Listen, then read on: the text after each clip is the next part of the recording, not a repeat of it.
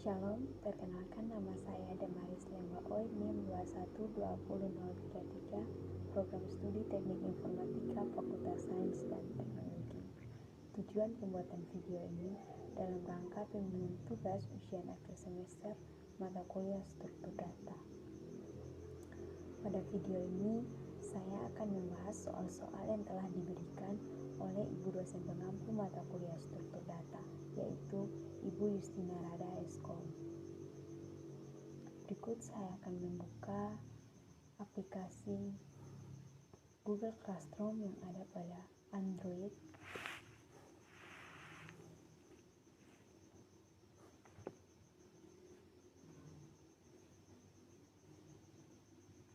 Nah, untuk soal yang pertama, yaitu jelaskan masing-masing bentuk graf di bawah ini, yaitu graf multigraf, yaitu simple graph, tree, kue, dan stack. Nah, sebelum saya menjelaskan video ini, saya akan menjelaskan pengertian graf secara umum. Graf adalah gambaran logika dari suatu kejadian, proses, peristiwa, atau hal-hal lain yang saling berkaitan. Graf adalah himpunan pasangan terurut V dan E, di mana V adalah himpunan vertex atau titik dan E adalah himpunan edge atau rusuk. Selanjutnya saya akan menjelaskan tentang multigraf.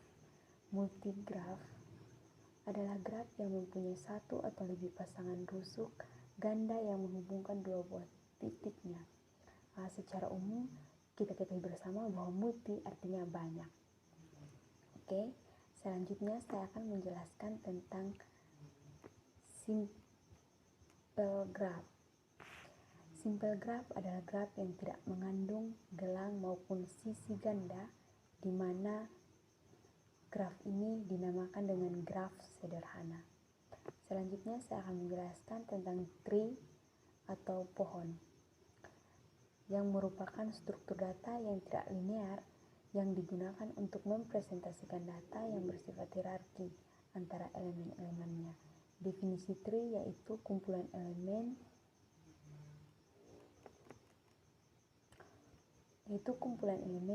yang salah satu elemennya disebut root atau akar dan elemen yang lain disebut simpul atau node, yang terpecah menjadi sejumlah kumpulan yang tidak saling berhubungan satu sama lain yang disebut dengan subtree atau dengan cabang. Selanjutnya tentang kue. Kue adalah kependekan dari double-ended kue atau artinya antrian dengan ujung ganda. Nah, pada kue, proses memasukkan dan mengeluarkan atau menghapus data dapat dilakukan dari kedua sisi antrian. Yang terakhir tentang stack.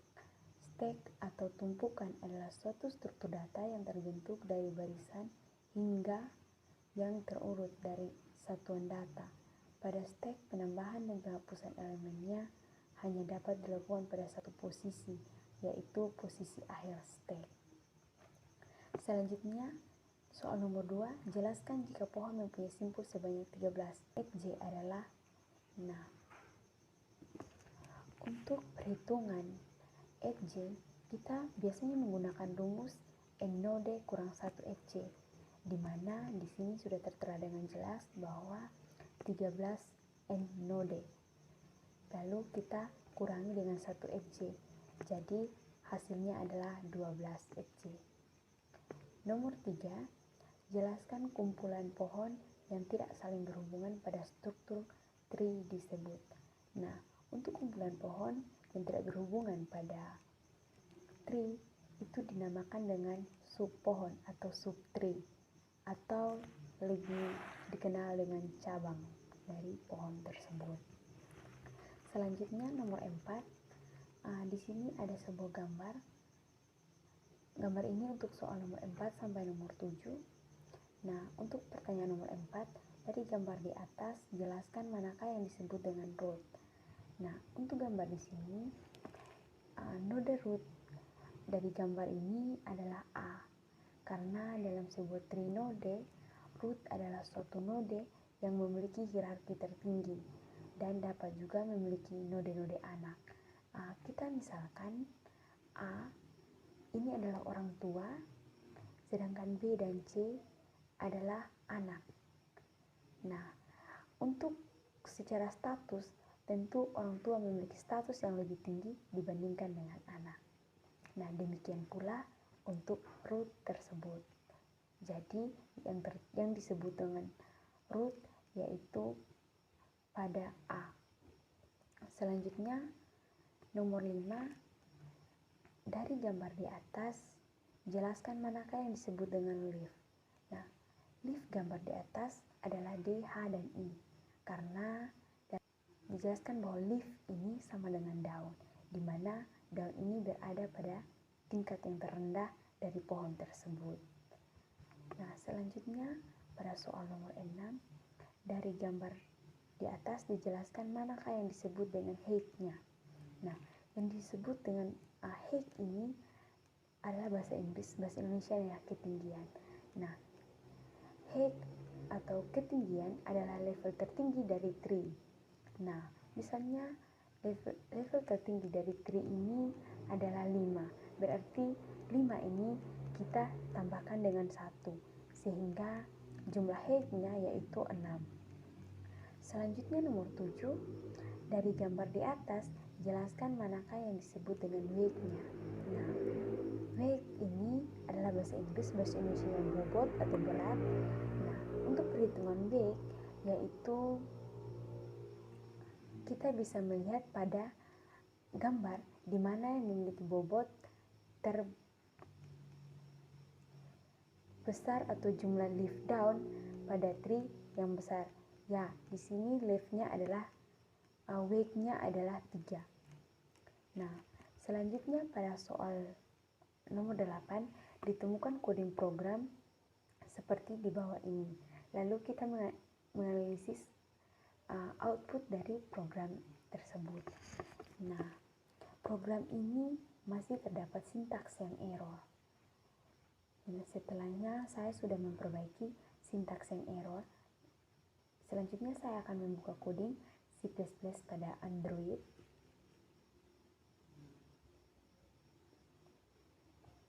Nah, coding programnya seperti ini.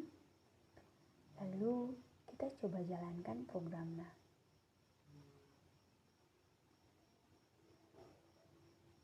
Nah, program ini tampilannya seperti ini. Ini menandakan bahwa program ini tidak terjadi error atau tidak terjadi kesalahan dalam sintaksnya. Berikut saya akan memasukkan banyak data 10. Lalu data pertama saya masukkan 3, data kedua saya masukkan 5, data ketiga saya masukkan 7, data keempat 9, data kelima 10, data keenam 56, data ke-7 45, data ke-8 25, ke-9 35, ke-10 11. Nah, input bilangan yang dicari. Misalnya di sini saya akan memasukkan angka 13. Nah, ini merupakan keluaran di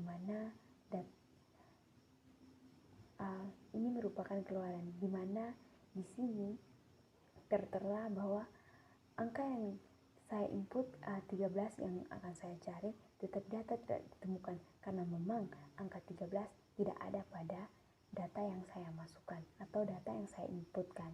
Oke, kita akan coba ulangi lagi.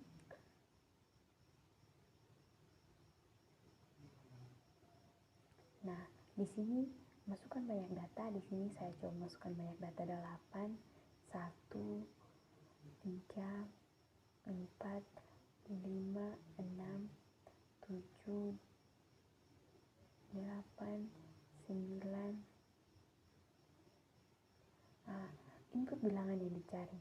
Misalnya di sini saya akan memasukkan angka 6. Nah, data ditemukan pada indeks ke-5. Nah, data 6 ini tertera pada indeks ke-5. Sudah jelas? Selanjutnya saya akan menjelaskan tentang baris tiap coding program. Nah, untuk include youstring ini sendiri, include youstring ini merupakan prosesor pengarah yang mengatakan kepada kompiler untuk meletakkan kode dari header file iOS terima ke dalam program. Selanjutnya untuk include conio merupakan file header yang berfungsi untuk menampilkan hasil antarmuka kepada pengguna. Selanjutnya untuk using namespace std yaitu berfungsi sebagai pengarah agar kompiler dapat mendeklarasikan sebuah perintah pada program. Selanjutnya untuk int main ini merupakan integer main atau merupakan judul program atau kepala dari program. Selanjutnya tanda buka tutup kurung ini, tanda ini merupakan statement atau pernyataan di dalam sebuah program. Nah, selanjutnya tanda buka kurung kurawal. Tanda buka kurung kurawal ini adalah awal mengeksekusi sebuah program atau awal dari sebuah program. Lalu tanda tutup kurung kurawal ini merupakan akhir eksekusi dari program tersebut atau akhiran dari program yang kita ketikkan.